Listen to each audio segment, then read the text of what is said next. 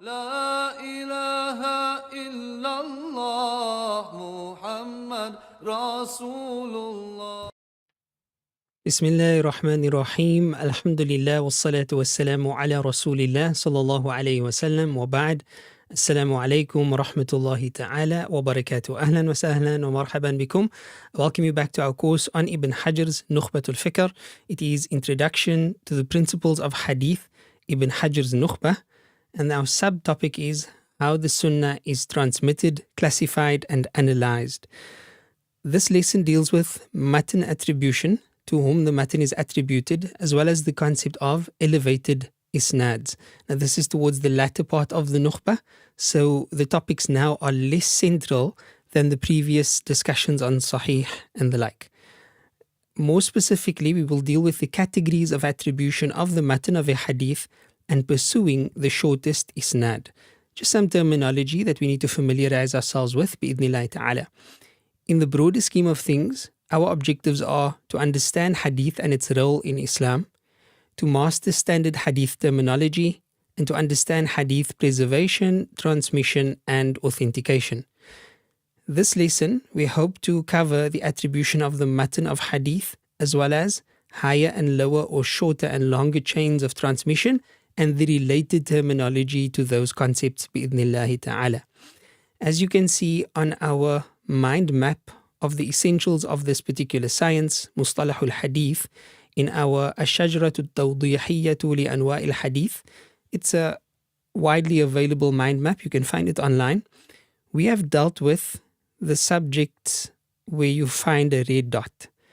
So all the way from the concept of mutawatir and ahad over here, we then proceeded on to discuss supportive evidence, as well as the various types of accepted narrations or accepted hadith. Sahih, Hasan, Sahih li ghayrihi, Hasan li ghayrihi. And what happens when there's contradictions, or what happens when there's no contradictions, what happens when there's abrogation. We also looked at the various subtopics of ahad. We looked at the various types of mardud or weak or rejected narrations, from severely rejected and the various shades in between till mild reasons for rejection, and that covered a broad spectrum of topics. In this lesson, we cover that which you see uncovered. So the concept of bihasbi qa'ili matnihi, who said the matan of the hadith, which divides our hadith up into qudsi, marfu', mawquf and maqtu'. Further, we will also look at the concept of bihasbi sifati isnadihi, the description of the isnad in terms of its length. So there's ali, a very high or short isnad, and nazil, a very low or long isnad, muttasil, a connected isnad, musnad, an isnad connected to the Prophet sallallahu alaihi wasallam and is apparently connected, and then musalsal, an isnad that is, in addition to just being an isnad, it also conveys something else, a different type of action. So these are the concepts that we look at in this lesson, bi'idhnillahi ta'ala. And we ask that Allah subhanahu wa ta'ala grant us the tawfiq to understand the concepts, to internalize them, and to, inshallah, expand on our knowledge hereafter, bi'idhnillah. So we look at Ibn Hajar al-Asqalani's words, rahimahullah ta'ala, and he says, قال المصنف رحمه الله ثم الإسناد. Then the isnad إما أن ينتهي إلى النبي صلى الله عليه وسلم تصريحا. It either ends at the Prophet Muhammad صلى الله عليه وسلم explicitly, so it claims to go to the Prophet صلى الله عليه وسلم and it does go to him, أو حكما, or it does not go up to the Prophet صلى الله عليه وسلم, but it goes up by way of hukm. Right, so we assume it to go up to the Prophet sallallahu alaihi wasallam because that's the only possibility.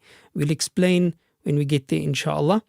Min qawlihi, and it goes up to him either through his words, so something that he said, sallallahu alaihi wasallam, or fi'lihi, or something that he did, or taqririhi, or something that he approved of.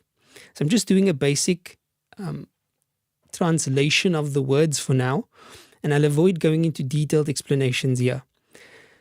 أو إلى الصحابي, or the isnad could go up to a companion. So the first description here of where the Isnad goes up to. It goes up to the Prophet ﷺ either explicitly or it goes up to the Prophet ﷺ because that's the only possibility. Just to clarify, this means that a Sahabi says something, right? But the thing, what he says is not something that a human being can just know. It's information about the unseen. It's information that we don't have access to. But the Prophet Muhammad ﷺ has access to it. So for example, speaking about the angels or speaking about a certain reward for a certain deed, etc.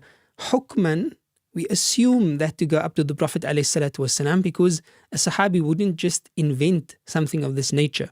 So that's what that means. So it goes up to the Prophet ﷺ either through his words, so it's something that he said, or fi'lihi, or it's describing something that he did, sallallahu alaihi wasallam, or taqririhi, or it is describing that something took place and the Prophet ﷺ was aware thereof and he did not rebuke it, he did not object to it, and that would be his tacit approvals. So this is the one possibility of who the matan can be attributed to.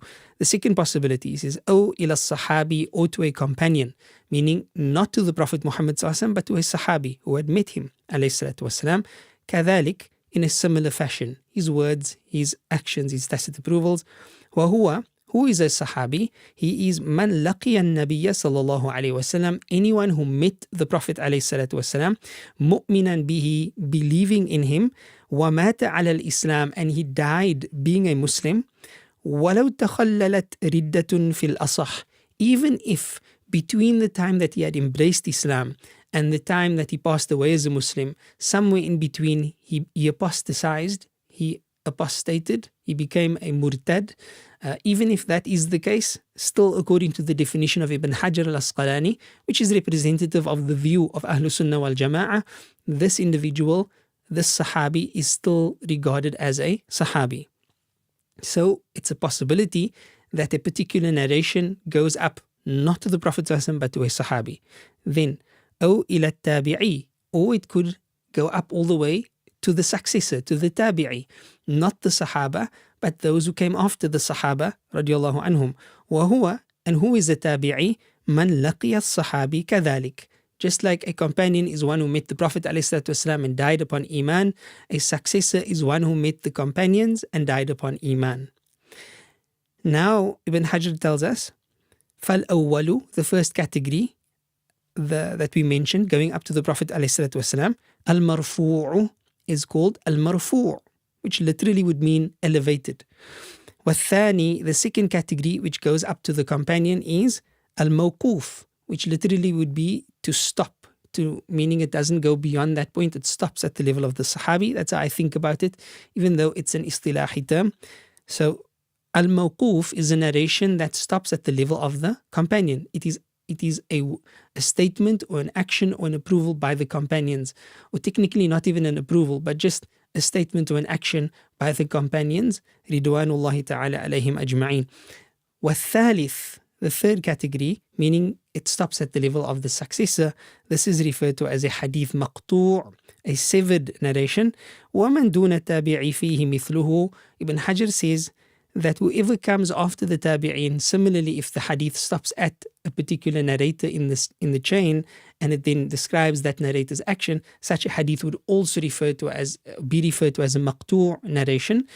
More popularly, a maqtu' narration is understood to be the narration that reports something about the tabi'i.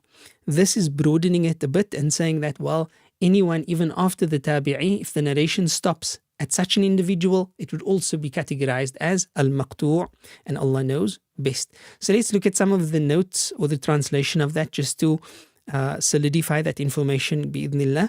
The chain's ascription, the isnad, explicitly tasrihan or implicitly hukman, goes to the Prophet Muhammad sallallahu alayhi wa ala alihi wa sahbihi wa sallam, consisting in his statements or his actions or his tacit approvals. So we've explained that. Either it's the words of Rasulullah sallallahu alaihi wasallam, it's describing his actions alayhi salatu wasalam, or it's describing something that he tacitly approved of by not objecting to it or not speaking out against it, despite having knowledge of its action or its existence or its practice. An example of this would be al-azla, right? which would be coitus interruptus. So for the husband and wife to remove themselves from the act of intercourse before the husband ejaculates, so as to try and avoid impregnating the wife for whatever reason. So this is a practice that the Sahaba say, report that we used to do this while the Quran was being revealed, implying therein that the Prophet Muhammad ﷺ knew about this action. It was a prevalent action, and he didn't say anything against the practice. Therefore, the hukm is that such practices would basically be considered mubah, permissible. And Allah subhanahu wa ta'ala knows best. So you can see where tacit approvals come in as well. The point here being that if the hadith is about the Prophet Muhammad sallallahu alaihi wasallam, either because it explicitly attributes itself to him, or it says something, the Sahabi says something that could only have come from the Prophet Muhammad sallallahu alaihi wasallam, like the Sahabi saying that there's a specific reward for reciting a specific surah. That would also be treated like a prophetic narration, even though it is not explicitly attributed to Rasulullah sallallahu alaihi wasallam. All of those types of ahadith are referred to as al-marfu'. That's one category. Now we look at the second category, which is a hadith where a companion, in the same manner as above, statements, actions, or I'm not including tacit approvals for the companions, because in terms of Sharia, the tacit approvals of companions or anyone else other than the Prophet Muhammad ﷺ and the Anbiya by extension wouldn't have legal consequences, right? The tacit approvals of any sheikh wouldn't have legal consequences. We may consider it, someone tacitly approved a particular action, so maybe that means something. But by default, it has no legal implications, and Allah knows best. So it goes to someone who met with the Prophet Muhammad ﷺ as a believer in him and died as a Muslim. That's Ibn Hajar's definition for a Sahabi. Even if his Islam was interrupted by apostasy in between, this is the strongest opinion. This is representative of the opinion of Ahlus Sunnah wal Jama'ah. And therefore, we regard all of the Sahaba as being the actual companions of the Prophet Muhammad sallallahu alayhi wa ala alihi wa sallam, which could arguably stated is a very broad definition, but there's also an imani aspect, a matter of faith that believers have when anyone meets the Prophet Muhammad sallallahu alayhi wa sallam. There's not just this physical interaction, but there's also a spiritual encounter and an effect that is left by Rasulullah sallallahu alayhi wa ala alihi wa sallam.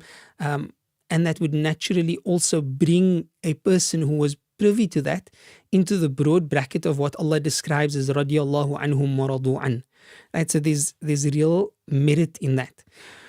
Then, of course, that would form the second category of hadith, which is al-mawquf. So if you speak about a mawquf hadith, you mean that it's the words of a sahabi, or it's the actions of a sahabi being reported.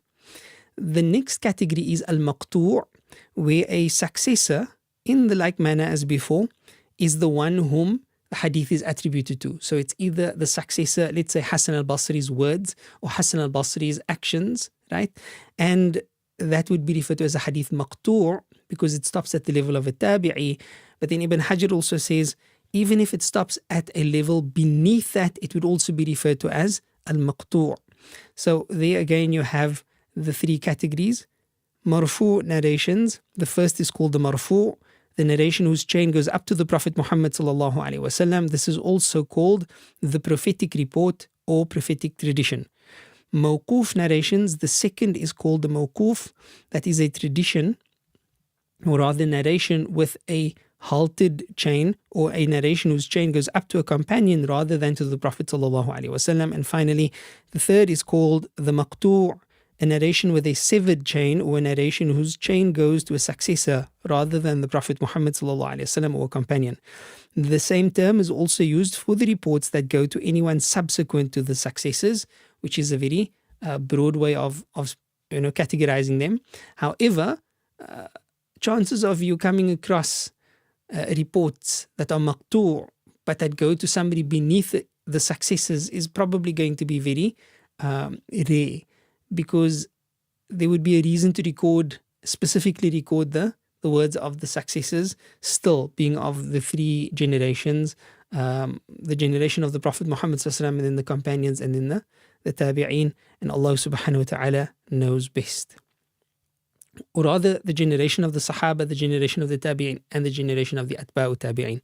Now moving on to this hadith attribution diagram here, it's exactly what we've just seen, just to demonstrate it in the form of a diagram. When you have a hadith going back to Allah subhanahu wa ta'ala, so it's a narrator, let's say it's recorded in the Sahih of Imam al-Bukhari, and then Imam Bukhari has a few narrators to the successor, to the companion, to the Prophet sallallahu alaihi wasallam, who says that Allah subhanahu wa ta'ala says, for example, man aada li waliyan faqad adhantuhu bil harb. So that we refer to as a hadith Qudsi. Why? Because the attribution is going up to Al-Quddus, Allah subhanahu wa ta'ala, who is perfect. Now bearing in mind again, as I said previously, this is a matter of attribution, to whom the hadith is attributed. This is not a testification of authenticity. So we cannot assume the authenticity of what lies beneath just because of whom it is attributed to. Remember, it could have been a fabrication, somebody lying and saying that the Prophet ﷺ said, that Allah said, wal-'iyadhu billah, but it is something that has in fact occurred.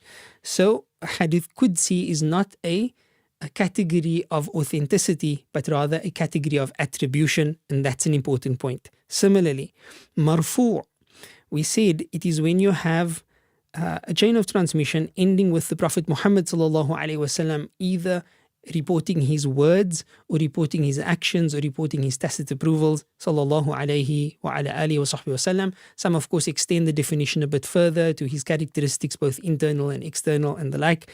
But be that as it may, if it stops with him sallallahu alaihi wasallam, it is referred to as a hadith marfu', right, as you can see here at the bottom. And once again, this is not a direct and immediate declaration of authenticity. This is an attribution. So it is claimed to be the words or actions, etc., of the Prophet Muhammad ﷺ, but the authenticity would determine whether it is in fact so. So it's important to distinguish these matters. And I'm reiterating this because I find that many students struggle with this compartmentalization of viewing hadith, being unable to segment that. Now I'm looking at attribution, now I'm looking at authenticity, and that's why I'm basically reiterating it again and again. The third category is, of course, a mawquf, where once again it refers back to only a companion, not going higher to the Prophet Muhammad ﷺ. And for successors and below, where the hadith goes up to the successor or someone below, for example, and stops there, then the hadith is referred to as al-maqtu' or a severed narration. And Allah knows best. So that really sums up hadith attribution. It is to understand that you have some ahadith being a hadith of the Prophet Muhammad ﷺ. We refer to that as hadith in general these days. But you also get other categories of hadith. Why would we need to be concerned with those categories? Well, for several reasons. On the one hand, you may still come across it as a student, depending on the depth of your study. You still find these ahadith, both maqtu' as well as mawquf, in the hadith genres that were compiled before the birth of the musnad genre. Remember, before the musnad genre of hadith compilation, we had other forms, namely we had the Muwatta of Imam Malik, we had the Musannaf of Ibn Abi Shayba, the Musannaf of Abdul Razak al-San'ani. So these Musannafat, right, the Musannaf literature, were not exclusively prophetic narrations. They also included the narrations of the Prophet Muhammad, of the Sahaba and of the Tabi'een. So still one needs to be familiar with these terminologies. Yes, most of the time we refer to the Sihah Sitta and we refer to the Kutub Sunan, or the books that report hadith to the Prophet Muhammad sallallahu alaihi wasallam, and we are far less concerned, especially after the intellectual contributions of Imam Shafi'i and those after him. We are far less concerned with other authorities beyond the authority of the Prophet Muhammad sallallahu alaihi wasallam. But when it comes to matters of history, matters of tafsir, matters of detail, and just to know what the opinions were of the Sahaba and of the Tabi'een when formulating a broad understanding, whether checking for ijma' or the like, there are reasons to understand these categories of hadith as well. So I hope and pray that this was of benefit and that you could make out exactly the differences bi'idhnillahi ta'ala. Now that we've looked at that, let's briefly look at the concept of ulu and nuzul. Now, for me, at this stage of development, it's interesting that Ibn Hajar al-Asqalani included these discussions in the Nukhbat al-Fikar, because at this stage, these topics would technically not make the inclusion into a book that is intended to be as basic as the Nukhba in this age. This is my personal opinion, and of course I'm not an expert at all, so my opinion doesn't mean much here. But from my observation, I believe that because of the extensive activity of Isnad transmission and Isnad preservation and Isnad narration during the time of Ibn Hajar al-Asqalani, and because he was an expert in the science and because he was passionate about the science, that these concepts, albeit somewhat more complex, he found them to be of utter necessity. So when we get into the reading, on the one hand, you may feel as though these discussions are not necessarily central to an introductory course on hadith terminology.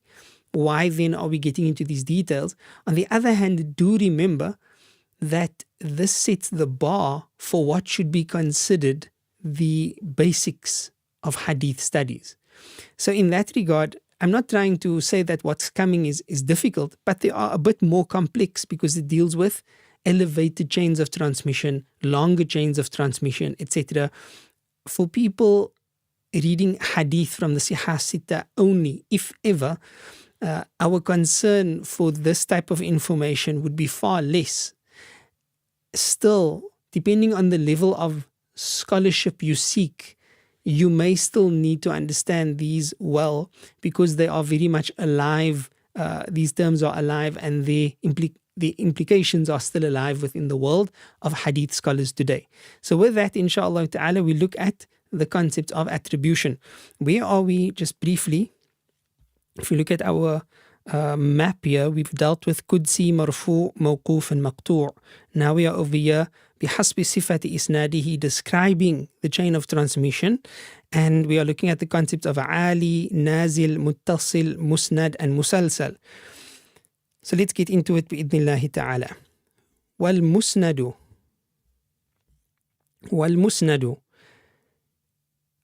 Here they've translated it as a grounded report. Okay, I'm going to go with that, but these are the types of terms I prefer to leave untranslated. So the grounded report, marfu'un, or rather marfu'u, it is the elevation, sahabiyin, meaning it is a companion who elevated something to the Prophet sallallahu alaihi wasallam, where the term marfu' comes in, bisanadin, with such a chain, dhahiruhu al-ittisalu. Its apparent nature is that the chain is connected. So quite straightforwardly, it is basically what you see here in marfu'. Okay, it's the same thing. Why? Because yes, the companion is attributing it to the Prophet ﷺ, but in addition to that, on the surface, the entire chain looks to be connected. We still need to get into the details and figure out, did this narrator over here meet this narrator over there? We need to establish that. But on the surface level, this looks to be muttasil, and that's the definition of a musnad. So marfu and musnad clearly has a lot in common there. The difference, of course, being marfu is going to be marfu even if it looks disconnected, whereas you only call it musnad once it looks on the surface level to be connected. Right? I hope that makes sense, inshaAllah ta'ala. Then he says, فَإِنْ قَلَّ عَدَدُهُ. If the chain has fewer narrators, fewer links, فَإِمَّا أَن يَنْتَهِيَ إِلَى النَّبِيِّ صلى الله عليه وسلم, then either the chain ends at the Prophet صلى الله عليه وسلم, أو إلى إمام ذي صفة عَلِيَّة, or it ends at a great Imam of Hadith, كشعبة, like Imam Shu'bah ibn al-Hajjaj al-Qushayri. So Shu'bah is a polymath. He's also a central figure in hadith. Sometimes we may refer to him as the madar of the hadith. Others have used more ominous terms that refer to the crazy concepts like the common link of the hadith. But then there's also truth to these concepts. So I like to borrow them now and then because it paints a particular picture. So if you consider common links, these were essentially central scholars, right? Great erudite scholars who made hadith their careers, and they sought after the hadith of the Prophet ﷺ from far and wide, and people then sought after them to hear those ahadith. So they became center points for hadith, and often chains merge upon them. So when we speak about how many links we have in a chain, sometimes we're referring to the links between ourselves and the Prophet Muhammad ﷺ. But there's also a discussion of how many links between the student and one of these center points, like Shu'bah, because that is also relevant. Because when the hadith reaches a person like that, then the hadith automatically picks up value in terms of its authenticity, because these people sought after the best ahadith. This is just a very simplistic way of explaining it. So you can have a short isnad to the Prophet ﷺ, but you can also have a short isnad to a particular great hadith narrator, a great muhaddith, right? For example, in this day and age, people seek to find the shortest isnad to Shaykh Yasin al-Fadani, for example, because he was considered the musnid of his asr. And so too, you have this type of phenomenon here in front of us, right? So we are looking at short isnads, but there's two types. So if it goes to the Prophet ﷺ, فَالْأَوَّلُ al-Ulu al-Mutlaq, then it's referred to as unrestricted elevation. وَالثَّانِي, if it goes to anyone else, like an important transmitter in the chain, then it is referred to as al-Ulu, which is elevation, but an-Nisbi, relative elevation. Now there, we also have a diagram for you. Here's Ulu Mutlaq, because you have the difference between a longer chain. So there's the Prophet ﷺ, the companion, the successor, and then 1, 2, 3 narrators, and then the compiler. Whereas here you have 1, 2 narrators, the successor, the companion, and the Prophet ﷺ. So this is referring to the one chain over the other chain. By way of its elevation, this is referred to as Ulu Mutlaq. Whereas Ulu Nisbi comes in various forms. So you have Imam Zuhri, for example, who is a sought after narrator, an imam in hadith. And then you may have okay, you can ignore the maqtu and mawquf here, those were from the previous slide. But you have the compiler and 3 narrators to Imam Zuhri, whereas here you have the compiler and only 1 narrator to Imam Zuhri. And we'll explain this one here in a moment, inshallah. So this is Ulu Nisbi, because it's elevation, but relatively speaking, because we're not talking about the Prophet, we're speaking about Imam Az-Zuhri, and Allah knows best. Tamam. So now, فالأول العلو المطلق والثاني النسبي وفيه الموافقة. Now there are various types of relative attribution. There's going to be muwafaqa, which here you see translates as concurrent chains. You refer to a concurrent chain which is al-wusulu ila shaykh ahad al-musannifin. You reach to the shaykh, to the teacher of ahad al-musannifin, one of the authors. Let's say, for example, the shaykh of Imam al-Tirmidhi or the shaykh of Imam al-Bukhari, right?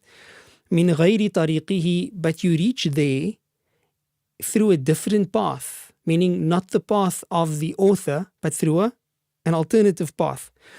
So instead of going via the way of a compiler, you go via the way of a teacher to the narrator, right? To the shaykh in question. It can also be via way of badal. These are just terms that the muhaddithun use, so don't be too intimidated by them. You may never come across them, you may come across them once, but these are some of the terms they use. وَفِيهِ الْبَدَلْ, substitution. وَهُوَ الْوُصُولُ إِلَى شَيْخِ شَيْخِهِ. It is a path to the shaykh of the shaykh in question in a similar manner, right? So muwafaqa goes up to the shaykh of the compiler. This one goes up to the shaykh of the compiler, like in my Zuhri example.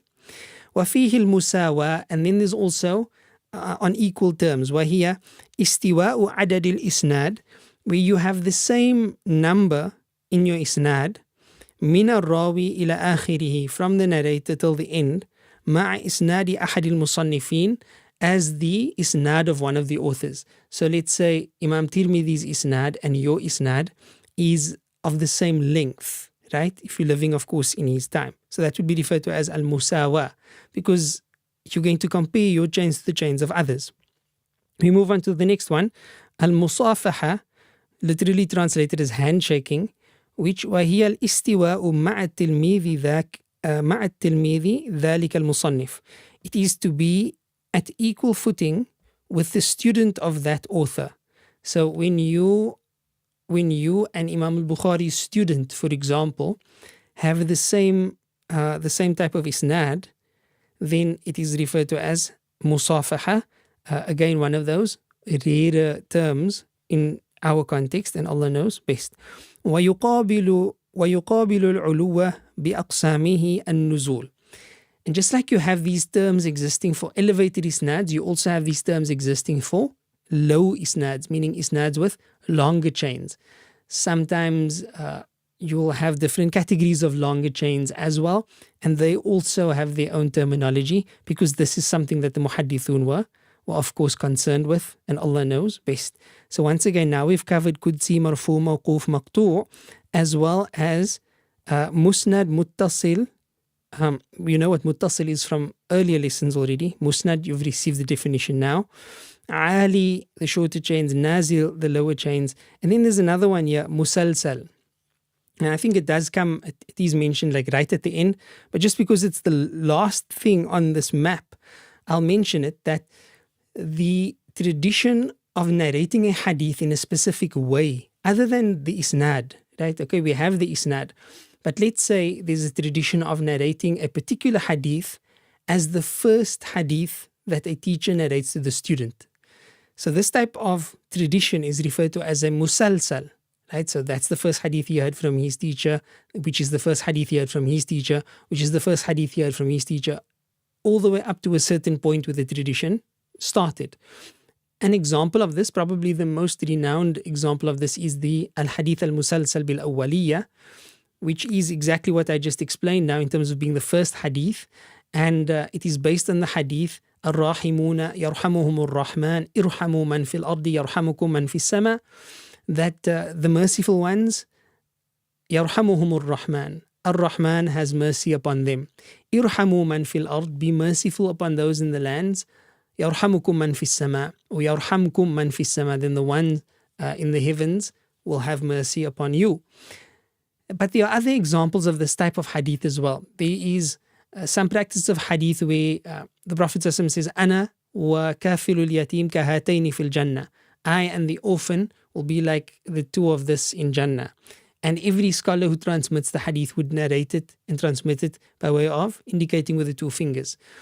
And then there are hadith which are transmitted on the day of Eid, and then there are hadith which are transmitted via Shafi'i scholars, via Hanafi scholars, via people by the name of Muhammad, and on and on and on. So that is the practice of musalsal, and there are various ones.